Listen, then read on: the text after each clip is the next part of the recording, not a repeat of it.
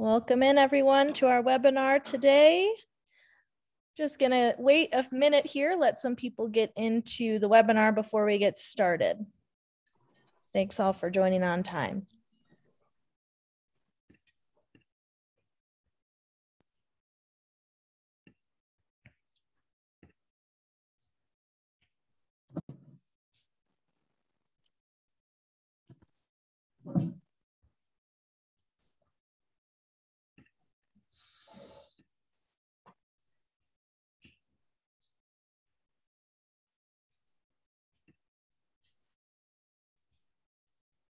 All right, great. Looks like we've got some people joined in here. So I'll go ahead and go through some ASES introductions and updates with you all. I just want to introduce myself first. I'm Carly Sapola. I'm the Director of Operations for the American Solar Energy Society. And again, want to thank you for joining us on our monthly webinar series. Before we get started, I just want to update everyone on who, what ASES is and highlight some of our current events and programs. The American Solar Energy Society is a 501c3 nonprofit organization established in 1954 and advocates for sustainable living in 100% renewable energy by sharing information, events, and resources to cultivate community and power progress. If you aren't a member of ASES yet, you can join our community at any time at ases.org/join. We did just have our 50th annual National Solar Conference, Solar 2021, Empowering a Sustainable Future, and we're just wrapping things up. It happened just a couple weeks ago now, so I'm still running on that high. We had a great time. Thanks everyone who was able to join us. If you were registered before August 2nd, you can still access the recording online through June of next year. Also want to remind everyone to save the date for next year's conference, Solar 2022. That will be in Albuquerque, New Mexico from June 21st to 24th. More information will be out soon for the call for participation for that conference, so be sure to stay tuned. Now our really big event that's going to be happening here will be the National Solar Tour, and the deadline has been extended to sign up as a host for a solar site or a local solar tour to September 15th. So you can join the hundreds of individuals and organizations that are leading the grassroots renewable energy transformation by sharing their solar story. The National Solar Tour is a free platform to help you plan and promote your solar sustainable story for an in-person, virtual, or hybrid audience. So you can host an in-person, virtual, or hybrid solar site or local solar tour and encourage your neighbors and network to be a part of the renewable energy transition. You can sign up at nationalsolartour.org and be sure to do that by September 15th. You can also RSVP as an attendee at nationalsolartour.org as well. Also want to remind everyone to participate in our new ASES online community, new as of February this year. This is a space for our community to collaborate, share content and information, and network with each other. By joining ASES and participating in the community, you will have the chance to win solar-themed prizes next year. So be sure to hop online and start engaging at community.ases.org. Thank you for taking the time to listen to my ASES updates. I hope you can join us at the National Solar Tour, October 3rd and 4th as a host or attendee. The National Solar Tour is in October. And now to get to today's webinar, I want to let everyone know that this webinar will be available in a recorded format soon. Usually by the end of the week, I try to get that up on YouTube and share that with everyone. So I will follow up with you once it's available. And I want to let everyone know to submit any comments to the chat section and any questions that you have for our panelists to the Q&A section. And I will go through those with our panelists at the end of the presentation. Now I'll hand things over to Nathan Edmonds, today's webinar moderator on utility scale solar, educating stakeholders, the Pennsylvania experience. Nathan. Okay, thank you. I'm Nathan Edmonds, and I'm a vice president with Univest Bank and Trust in Lancaster, Pennsylvania. I'm also the chair of the Integration and Grid Storage Division with the American Solar Energy Society. My background is I've been involved with solar financing, NABCEP training and education. I've completed NABCEP training. And we are currently going to have a webinar today by the Penn State team. And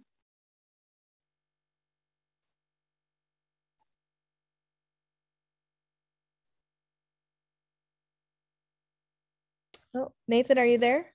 I am there. Was we were losing a little bit of Wi-Fi there? Yeah, we just missed you for a minute there if you want to go back. Okay. Sure, I'll go back a little bit. I'm Nathan Edmonds with Univest Bank and Trust.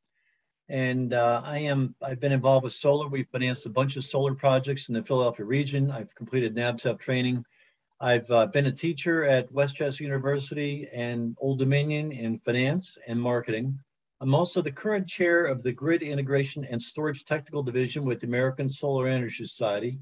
Today's webinar is going to be a discussion on the new Penn State Solar Project, 600 acres, the largest solar farm in Pennsylvania. And the Penn State team likes to get out and address issues for various stakeholders in the solar farm development process, landholders, farmers, government officials, and provide an unbiased view of how you get these done and what the issues are surrounding them. The team consists of Tom Murphy, Dan Brockett, and Dr. David Yoxtheimer, and they're going to review different things. Tom Murphy is the director of Penn State's Marcellus Center for Outreach and Research. His current work is centered on educational consultation in energy transitions, specifically the convergence of shale gas and renewables with a more recent emphasis on utility scale solar. Dan Brockett is with the Penn State Energy Education Team. He lectures and teaches on energy development, the economics driving the energy development process, and the process of politics of energy development, along with all the other surrounding issues. Dr. David Yoxtheimer is a research professor with Penn State's College of Earth and Mineral Sciences and an extension associate with the Marcellus Center for Outreach and Research. Dave serves as a liaison to advise stakeholders on environmental and water management with unconventional shale and renewable energy development, including the transition toward low carbon sustainable energy sources. A few brief comments I want to throw in here is that I deal with a lot of farmers, a lot of landowners in Eastern Pennsylvania, and they get about $300 to $500 per year in land rent if they grow crops like corn and soybeans. A farmer can get between $500 and $1,500 a year in land rent if they lease the farm out for solar. So it certainly can increase farm income.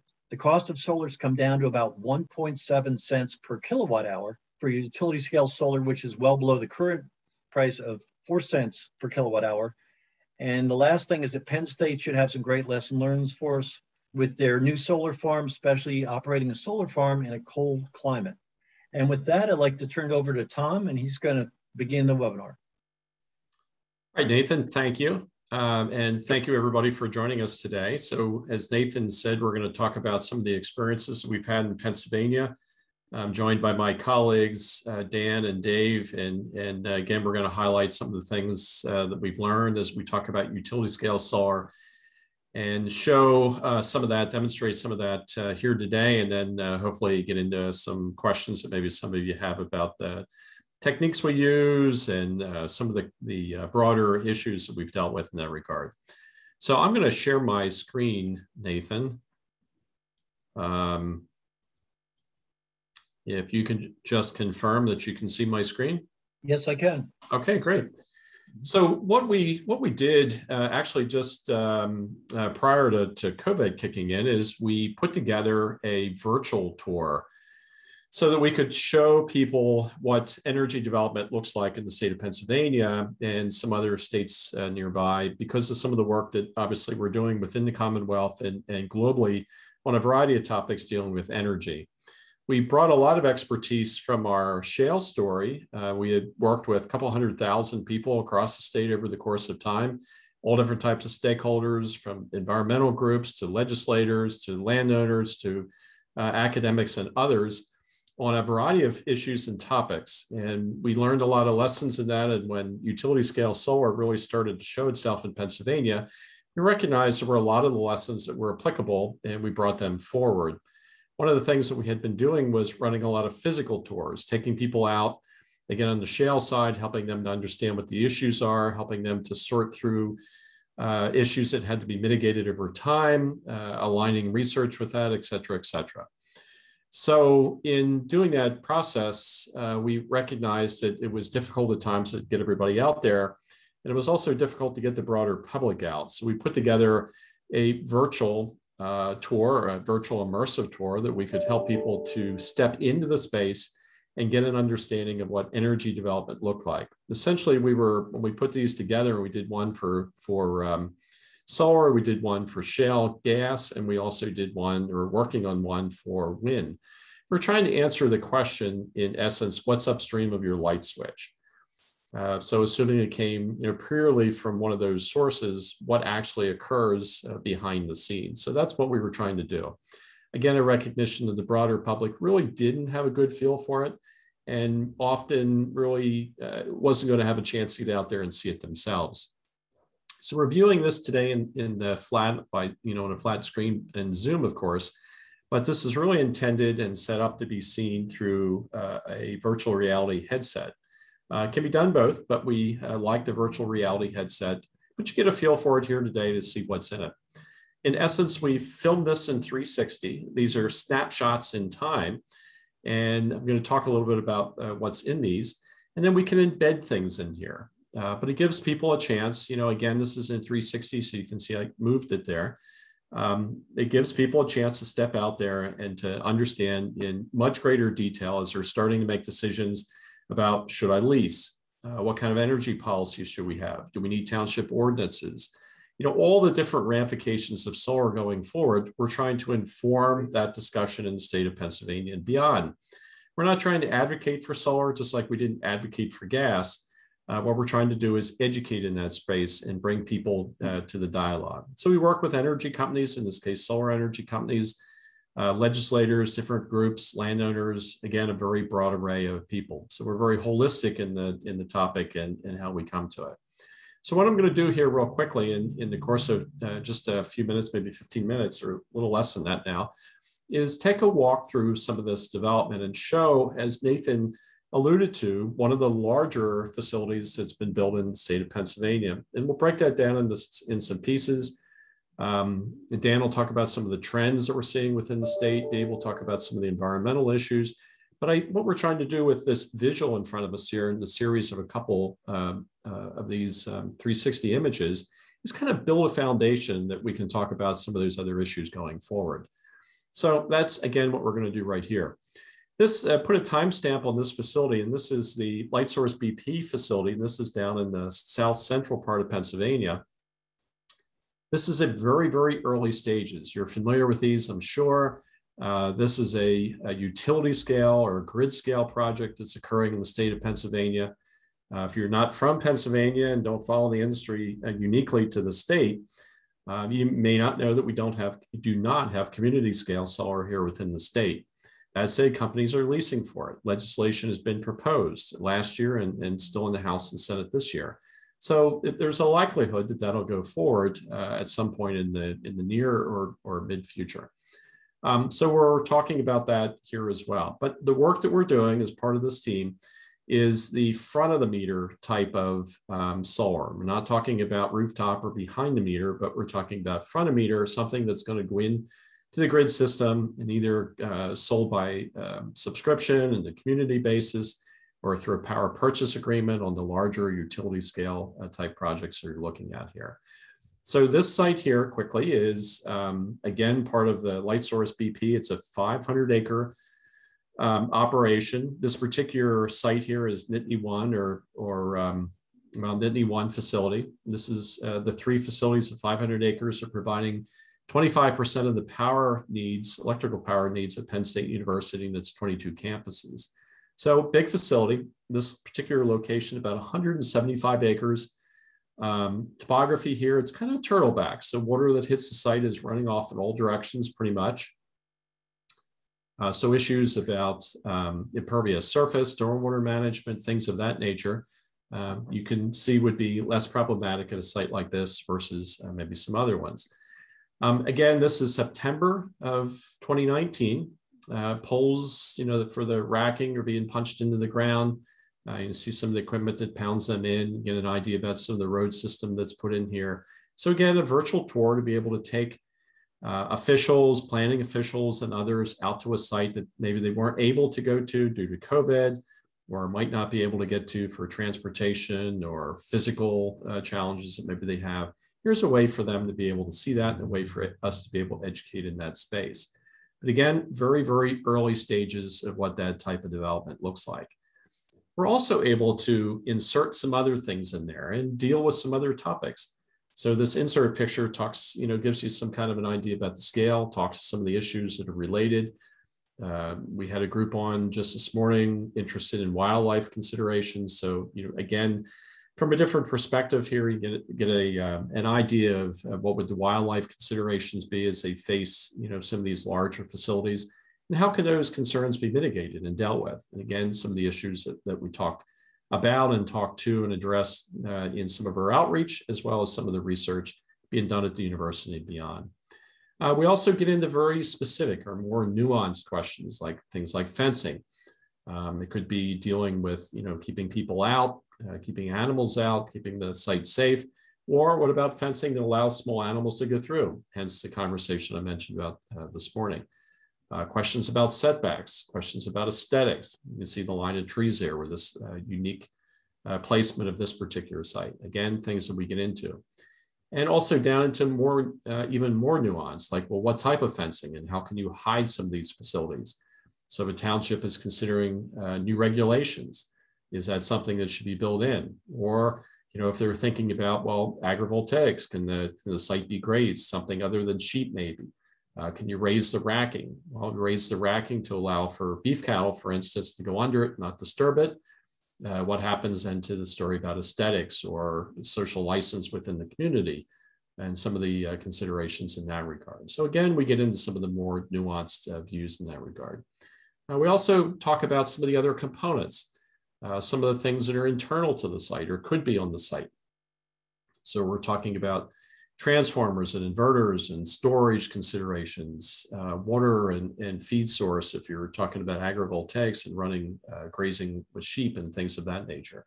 So a variety of components that we try to build into the story as we walk people through this from start to completion. And then we also talk about some other things, and I'll just share here for just a moment a quick 1-minute video from a drone to give, again, a different perspective as different types of stakeholders are thinking about, well, what does this look like? What could it be?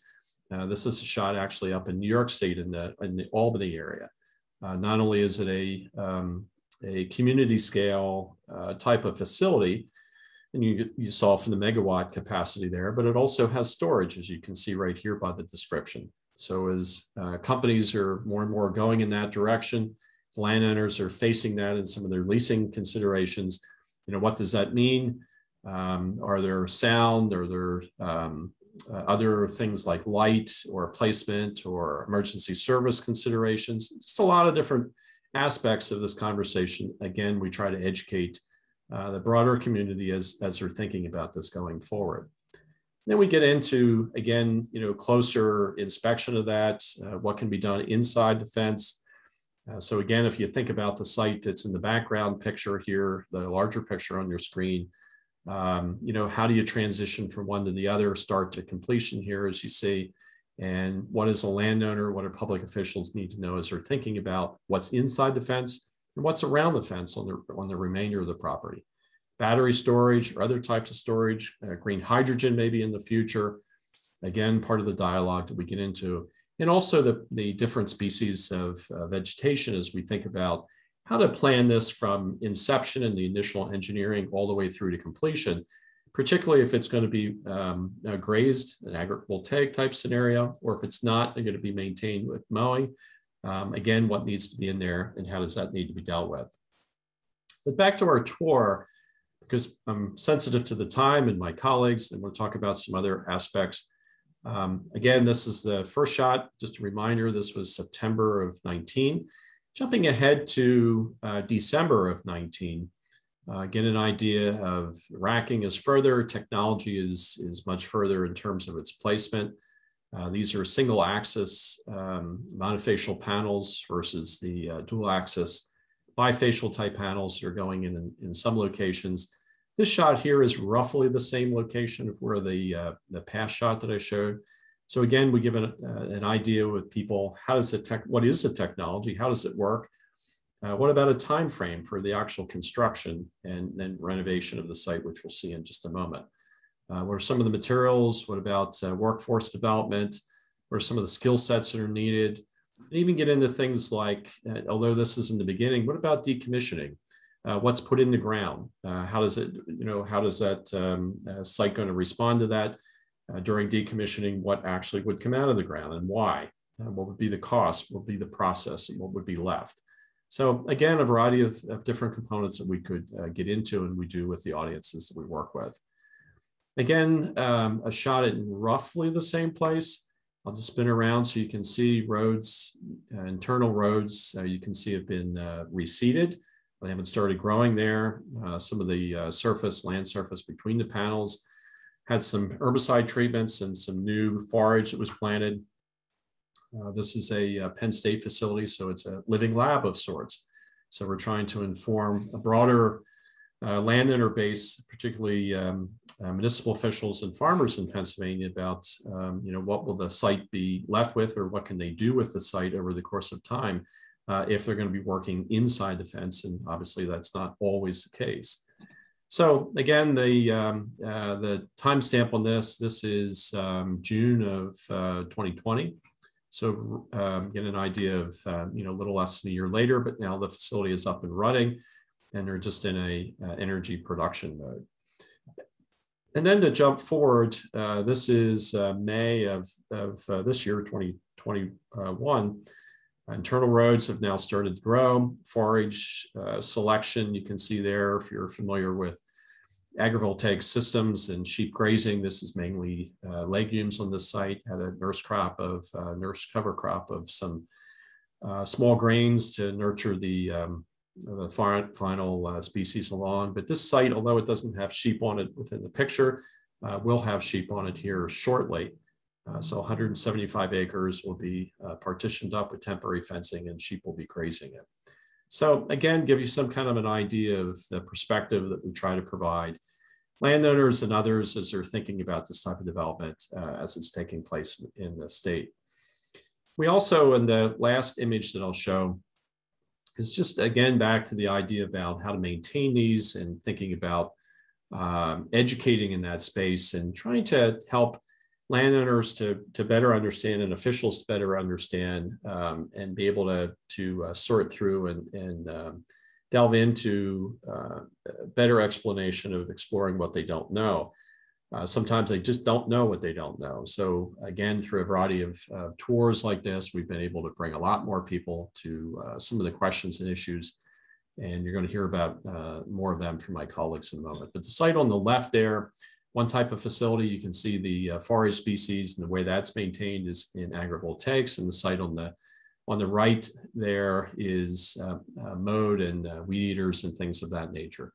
So a variety of different components of that story, which we're not going to get into here in detail because of time. But again, we get into much greater detail with the different audiences and part of the educational process we go through. So with that, Dave, I think I'm going to stop sharing my screen and I'm going to turn it over to you. And if there are questions for anything that we showed here, again, we're just trying to give a sampling. But if there are questions about specifics there, we'll certainly come back to them in the Q&A when we get to it. So with that, Dave, I'm going to transition over to you. Okay, great. Can you see my screen? Yes, sir. Yeah. Okay, wonderful. Well, let me get to the... You did presenter mode. Yep.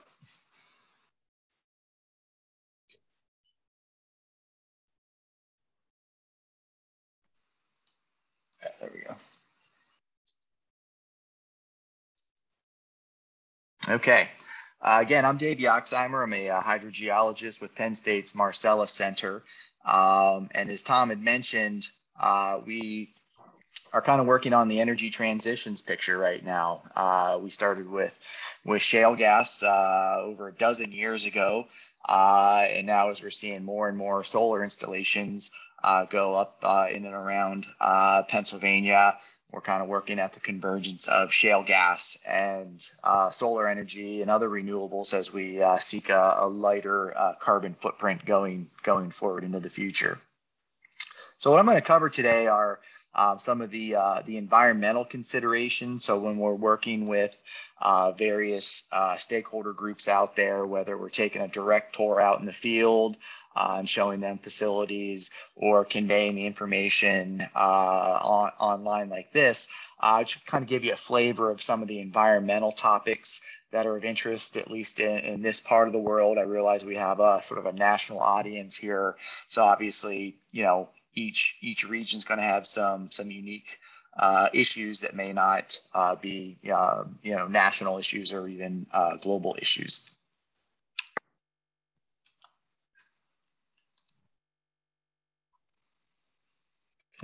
Okay, there we go. So some of the topics we'll cover today are going to be just kind of give you a sort of some resource overview and trends here in Pennsylvania. And then we'll look at some of the environmental considerations, and we'll kind of take it from cradle to grave in a way, where we'll talk about a little bit on the manufacturing side of the panels, and then we'll go out into the field a little bit and talk about some of the water related and other environmental issues, and then we'll kind of end with waste management and recycling.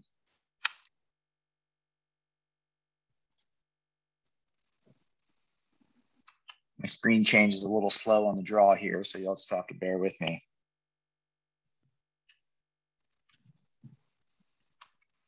There we go.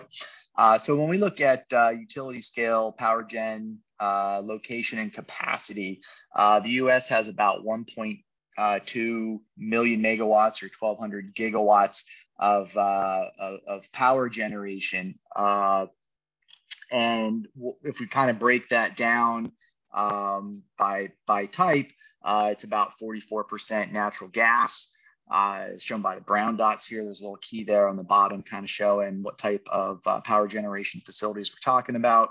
Coal is about 21%, nuclear is almost 9%, wind about 8.5%, hydro similar, and we get down to solar at 3.5%. So it's a pretty small percent of our overall energy portfolio, but growing significantly.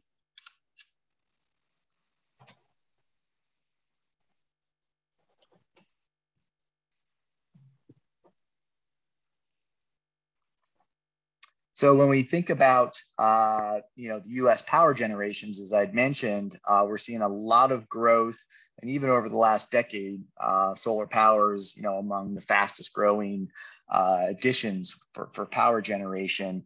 And for 2021, the planned solar power addition or capacity addition represents about almost 40% of all power coming online. And together, if you couple solar and wind, about 70% of the power coming online is renewable. And so when we think about it from a solar standpoint, it's about 15.4 gigawatts. Again, Pennsylvania, we don't think, especially if you're anywhere in the Northeast today, it's a very rainy day. We've got tropical depression, Fred coming through, so probably not the greatest day for solar power generation. And in general, we kind of have a lot of clouds, not as much sun as we'd like on some days. So you wouldn't really think about it as a hot spot for solar power generation, but yet we are still seeing a significant amount of investment and placement of these facilities going on out in the field. Currently, renewable energy sources only represent about 4% of our power generation, with solar less than 0.5%.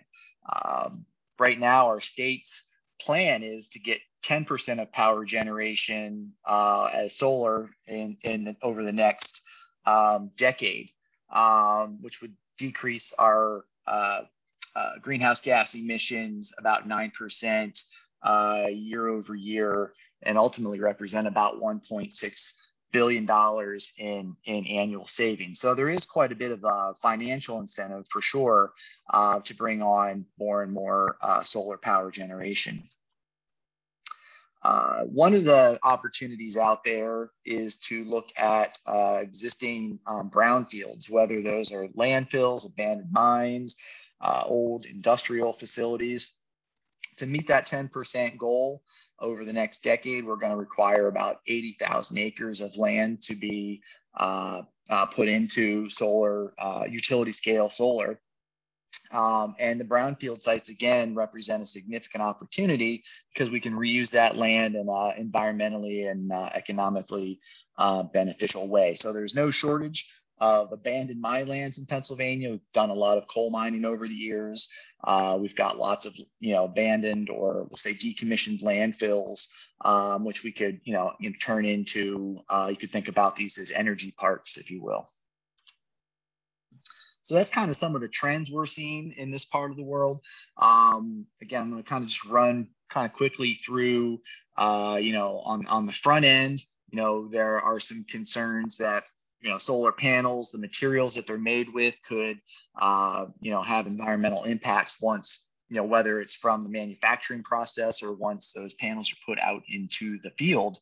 There is a lot of energy input for the manufacturing process. You have to mine, quartz, aluminum, copper, boron. So if you factor all that energy input in, you have to have some sort of hopefully positive energy return on your investment, which we'll touch on here in just a little bit.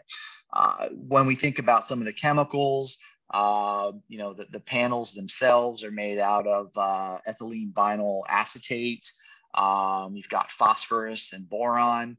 And so then during the manufacturing process, you have acids and solvents used in that process. So assuming, the manufacturing facility is, following all their environmental regulations, these wouldn't really be of concern to the greater, environmental health of a region, providing jobs. And I'm sure, if all the OSHA and other regulations are being followed, this wouldn't represent a significant, a unique industrial risk. It's very similar to lots of other kinds of industrial activities out there. When we think about the greenhouse gas emissions, so moving on from looking at the manufacturing, again, there's a footprint there on the manufacturing side. But when we go out in the field, install the panels, and we start to compare the greenhouse gas emissions on mostly with the manufacture and installation of the panels compared to, natural gas or coal, as you might expect, solar power has a much lower carbon footprint than other, especially fossil fuels, 25 times less than coal and about 10 to 15 times less than natural gas when we think about this on a equivalent kilowatt hour basis. So obviously, when we're shooting for a lower carbon future, solar power is certainly a wiser choice than some of our current choices. Again, I mentioned the solar return, energy return on your investment. In essence, on the manufacturing side, you're going to have some upfront energy input to manufacture the panels. But once the panels are in place and operating, they have a 25 plus year life expectancy. Basically, you're getting back that energy return in just a couple years, and then you'll have many times over, on the order of at least 7 times over or greater on the or probably more like 15 times greater return from that initial energy investment. So in other words, if I gave somebody $1 and they're going to give me $15 back, I would consider that a pretty good trade. So if you want to think about it in those terms, solar energy is a pretty positive energy trade. When we think about the surface footprint, that's often one of the bigger concerns out there with solar is that it's going to change the landscape. All you're going to see is solar panels And that is true. There is no zero footprint energy source out there. So when we kind of do a sort of a acres per megawatt comparison, you can see that coal runs around 12 acres, natural gas about 12 acres per megawatt produced, nuclear similar. So a lot of that has to do with the footprint of the facilities or the well pads or the mine. When we think about solar, it's about a 3 to 4 times greater surface footprint, about 43 acres for each megawatt that's produced. Which also I should note includes, power lines and pipeline corridors. So that's why these numbers are a little bigger than you might expect. But again, in the grand scheme, if you can site, solar field on a brown field, that's gonna, an area that's already, we'll say, blighted. You're not having a new footprint. You're kind of reusing an existing footprint. So if we do this smart, we can really keep the surface footprint pretty low. Just got a slight delay here in the slide advance, so apologize for that. Okay. So again, so that means that siting the solar fields is really key. It's an important part of the process. We want to make sure, again, we're minimizing the footprint as much as possible. So some factors to consider would be, the land availability and the associated cost, at least for leasing purposes. We need to look at some of the existing site conditions, the slope, the topography. The picture here on your left shows a sort of a smaller solar field here in the greater State College area in central Pennsylvania. And might be a little hard to see from this angle, but it's actually got a pretty steep slope. But there's a substation at the bottom of the hill there, which is really key. It's an existing substation that they could tie the solar field into, which is key to getting the, feeding the electrons out there into the grid. We need to think about, whether this land is open, it's agricultural, or it's forested, and then, what do you need to do to the landscape to accommodate the solar field? We need to think about the depth of bedrock so you can get the infrastructure in the ground, the posts, etc. And then we need to think about other environmental factors. Are there streams nearby, wetlands, environmentally sensitive habitats? And then we got to go beyond the environment and make sure there's going to be community acceptance. Again, not everybody's in favor of seeing waking up and looking at a solar field across the street or, in the neighboring property. So there's going to be, as with just about any major energy project, some pushback by the local community and stakeholders.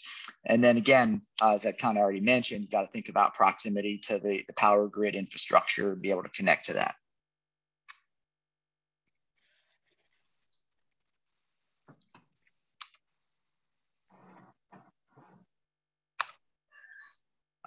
So during the, Tom showed some slides of different phases of construction, or I should say some footage of that.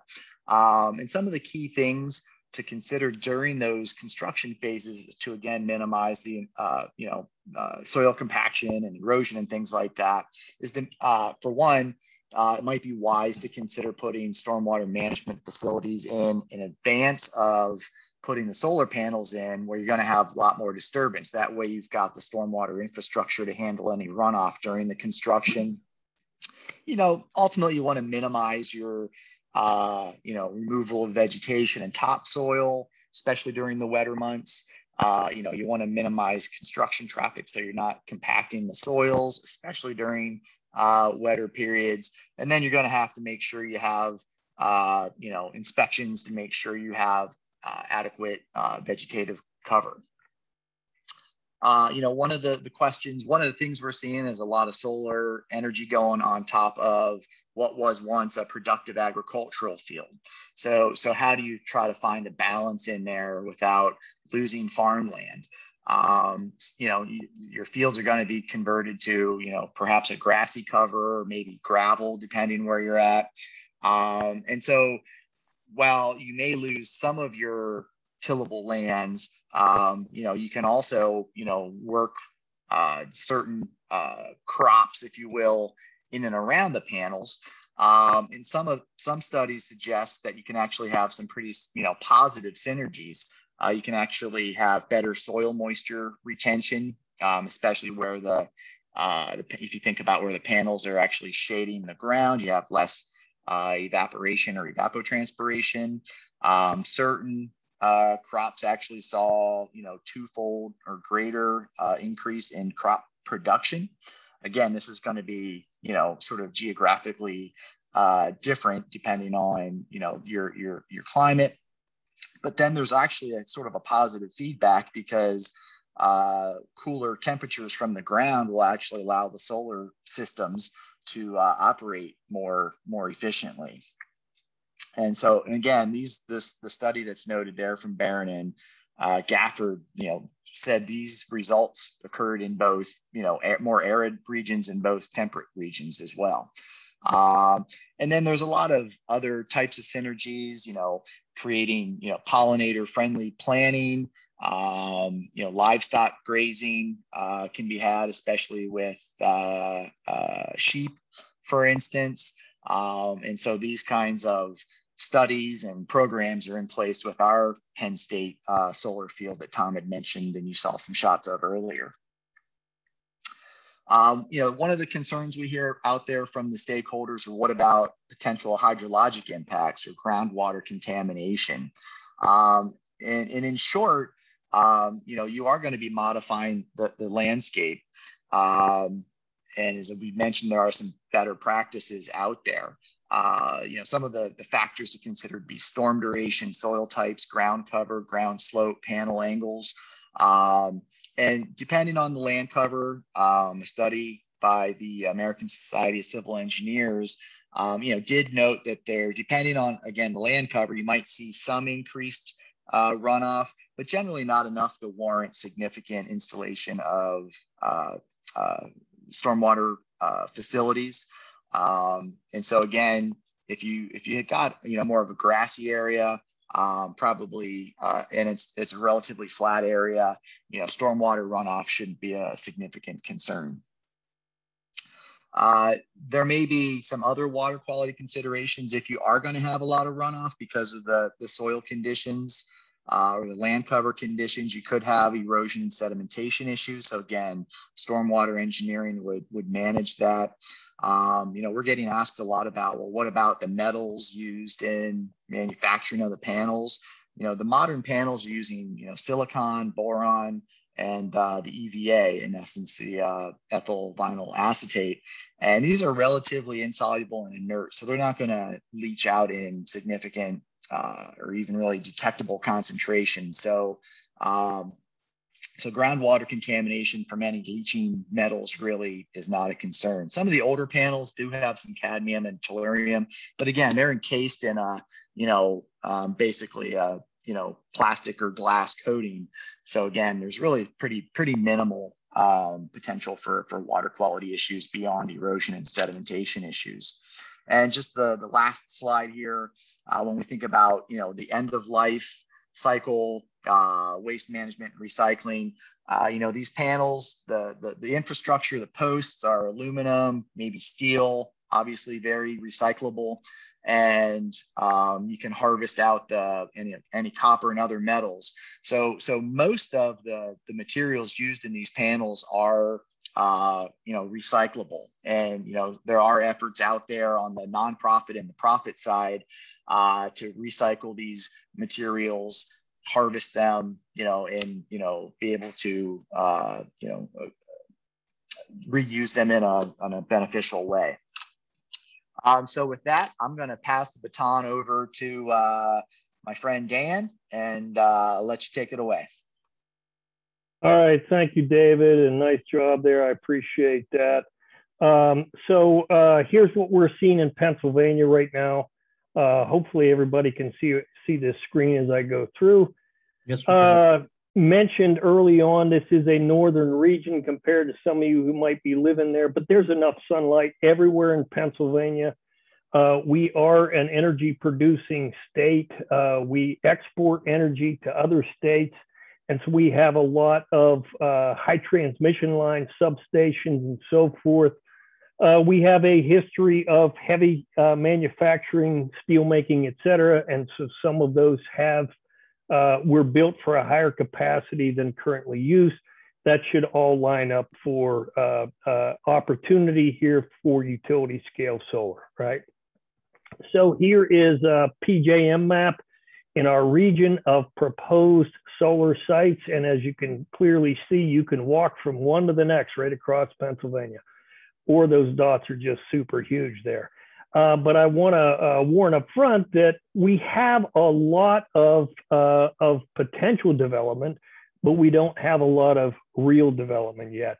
So here's our process. And as you can see, we have a lot in the initial PJM review, advanced PJM review, but in operations, we have 8 projects that are currently operating, and relatively small number of megawatts producing from those 8 at this moment in time.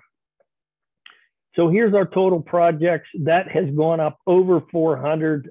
This map needs updated. It's just a couple months old.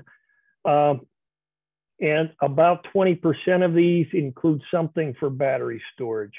This gives us our capacity, and as you can see, different regions of the state are affected differently, not by the amount of sunlight that's available, maybe based on power demand. If you look at the south central area there, maybe based on cheaper acreage and lots of capacity if you look at northwest section of the state, right?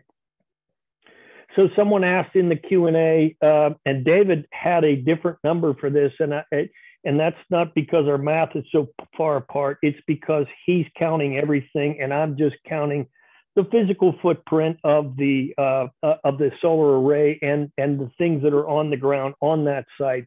We're estimating about 6 acres per megawatt. You can quibble with this. I've heard some developers say they can do this 4 acres per megawatt. I've heard numbers up to 8 acres per megawatt. We're just estimating, ballparking, spitballing 6 acres per megawatt. And as David mentioned, that's a big concern among some decision makers in this state. The assumption is these folks have all been visited by a land agent, and they've all signed a contract. These contracts, as Tom mentioned, 2 to 5 years. So the question is, we're at 8 currently in operation. We're over 400 that have been proposed. So what number are we going to reach to? So this whole notion of land use, and I want to put this in a little bit of perspective. When Tom mentioned that we could get up to 80,000 acres here in solar panels, and there sure is a lot of incentive for developers to use prime ag land. It's easier and cheaper to construct. There's less regulatory barriers. But we're talking about 70 to 80,000 acres. Currently, we're farming about 7.3 million acres. Other comparisons, about 100,000 acres of golf courses. So just to put this in perspective, nonetheless, shocking to us in Pennsylvania because we haven't seen big multi-acre fields of solar panels. And so that creates a local reaction. The economics of leasing, and I appreciate the comments earlier on leases, relatively cheap options up front, but we're looking at about an average of $1,000 per acre per year with an escalator over time. That kind of kicks the butt of any kind of ag enterprise I can do. Even the illegal ones are hard pressed to produce this on a profit per acre basis. But if those folks who are operating those farms, they have to consider other things if they want to stay in that business. All right. So some of the things that I think we need to look a little deeper at some point. It's cheap and easy to say, hey, we could just do agrivoltaics anywhere. But the economics behind it have to line up. as does the skill set and the interest of the person who owns and operates that farm. So if I have a dairy farmer, a crop farmer, a fruit and vegetable farmer, that's not necessarily a transferable skill or interest to become a sheep farmer, right? There are some limitations, perhaps of economics of growing and harvesting around solar panels. I think that's something that we should look at. And then some of the things we've talked about but haven't seen that much in this region is, will other crops fit? Can they make accommodation for small roots, vegetables, all that kind of stuff? And will developers be interested in that, right? So right now there's lots of offers out there in Pennsylvania. We estimate over 5,000 landowners have been contacted to potentially lease or option sell their property. But as I mentioned, 8 are in operation, 97 megawatts in service right now. That number should go up a lot, but I still don't see it climbing more than double where it's at over the next 6 to 8 months. So what are developers waiting for here? Well, land, regulation, public policy to get settled, investors to get lined up, someone to purchase electrons. All of those are certainly there. So here is what we're hearing from our citizens. And this is, put this in this perspective because it's a little unique to Pennsylvania. We have 2,560 municipalities in Pennsylvania that each have the ability to write their own set of regulations, okay? In most of these municipalities, those public officials are making $100 a month as a township supervisor. They are faced with 1,000 issues. They are usually experts in maybe 1 or 2. So you can see their job is big, and usually they don't have a lot of folks attend their township meetings. And when they get 3 or 4 lined up with pitchforks who are terribly concerned about utility scale solar, they've got their attention. So here are the issues. Farmland use, Dave talked about, Tom talked about. There is that natural conflict between ag and other land uses. The amount of land used is certainly there. Water quality testing, Dave talked about. Some of these may not be issues that are real, but they're perceived. So when we talk about water quality and glare, water runoff, metals contamination, those are things that are perceived, but we haven't really seen a lot of evidence of that yet.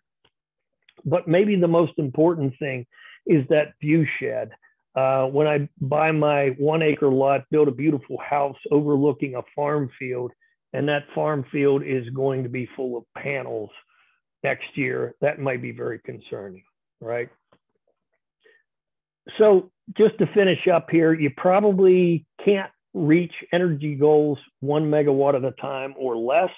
So a lot of people have a lot of thoughts about just limiting this to only rooftops, barn roofs, warehouses, and so forth.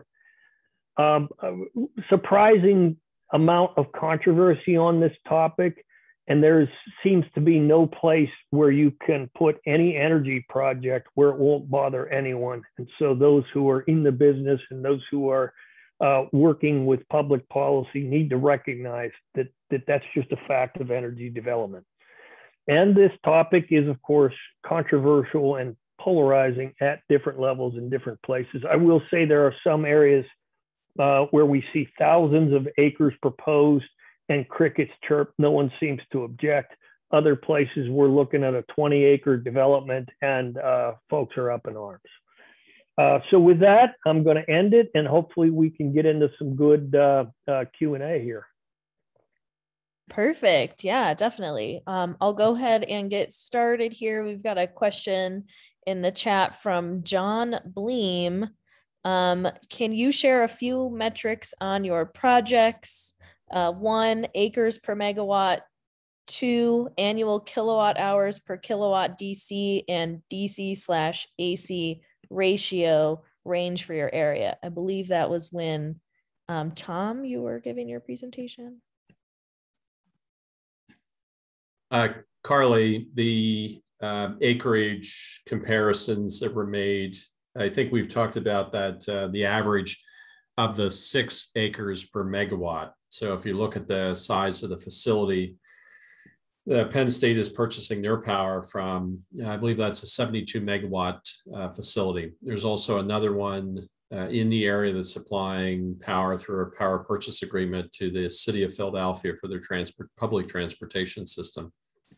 So there's a few of these within the state. As Dan mentioned, there's 8 of them in total that are actually operating. The second part of that question is not my expertise, the ratios and the amount. I don't know if one of my colleagues have that answer or not, but that's beyond my expertise on this topic. Dan, Dave, do you know that? I do not.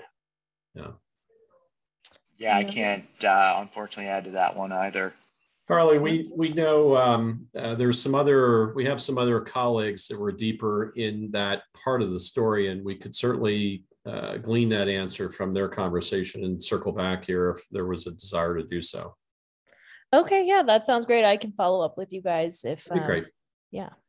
Awesome. We've got some more questions here. We've got one from Brian.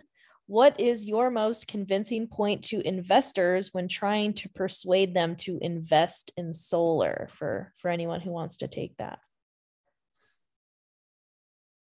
Carly, I'll jump in first. My colleagues certainly can add to that. One of the things that I failed to do when I started that I always try to do is lay out a disclaimer in the beginning that the work that we do is not to advocate for solar, just like we didn't advocate for and don't advocate for shale gas. It's to educate in that space. So we're not trying to convince investors or others to move forward with solar development in Pennsylvania or other types of energy development within the state. So that would be the disclaimer, and to some degree that addresses the question. If you went beyond that and said, well, okay, that's fine, you're not advocating for it, but are there other considerations that investors might be looking at?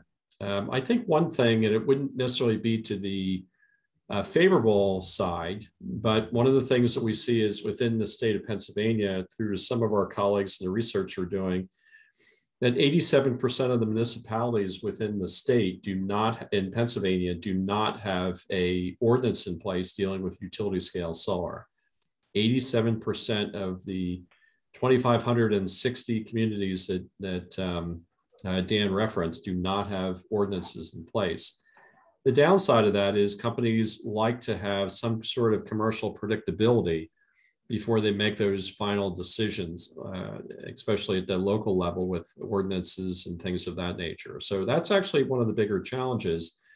And that is a place that we're doing a lot of education. So I think the upside is it's shown that there's a need, and the need is being filled through a lot of educational processes, through state associations, through the states, through some of the state agencies, through some of the work that we're doing from an outreach and research standpoint. To try to fill that gap and help communities make informed decisions. And that in itself may or may not, but likely will allow for further development to take place. Great, thank you so much, Tom. Carly, can I just add something in there too? Yes. On that, I do deal with a lot of business owners that are investing in solar, and we're looking at a solar project in Lancaster County right now. And the most important thing is he's going to eliminate most of his electric bill. Then he's going to generate revenue from the solar renewable energy credits, which are paying about $50 per credit right now. But the other big advantage is he's going to write off the solar project over 5 years with the accelerated cost recovery, and his tax shelter benefits are more than the SRECs or the electrical savings. The accelerated depreciation is really an important tax write-off for business owners. And I think that's one of the main benefits that I've been seeing lately, especially with taxes, a perceived increase in taxes right now. So I think that's another area that is a big benefit if the landowner owns the panels. Great. Yeah, and Nathan, just making a distinction, most of the conversation we've had up to this point has been front of meter. Your reference is behind a meter, correct? Correct, right. Okay, thank you. Thank you both. We've got time here for maybe one more question. We're running up on the hour here, but we got a question from Drew. Recent German research has found that bifacial panels mounted on vertical north-south fences have better performance than typical utility scale trackers at a much lower cost. Do you all know of an example in the US?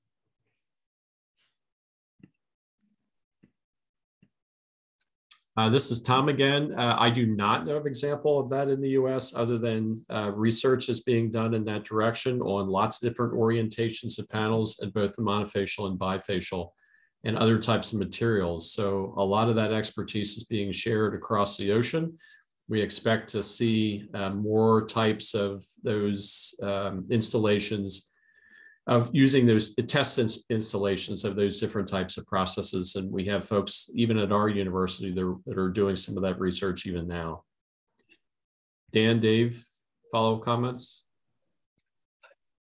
I have nothing to add to that. Just brief comment, Tom. I've read some studies that show an increase of about 4 to 18% in solar production.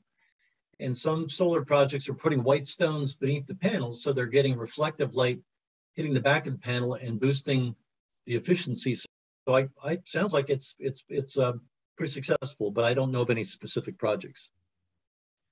Yeah, I've heard about the white stone concept as well. One of the components of this discussion is to make the land surface as reasonably easy to restore back to production ag should it go back there. The more of that's installed on the land surface, the harder it is to make that decommissioning as benign as possible. So that would be a consideration as well. Great. Well, I do have another question too for David, if you're able to share your presentation with me to share with our audience today. If you're comfortable doing that, if you want to send that to me, I can share that as a follow-up email with today's webinar registrants. Yeah, absolutely. I'll send that to you. Thanks, Carly. Wonderful. Thank you. And thank you, Dan, Tom, and Dave, and Nathan for being on today's webinar.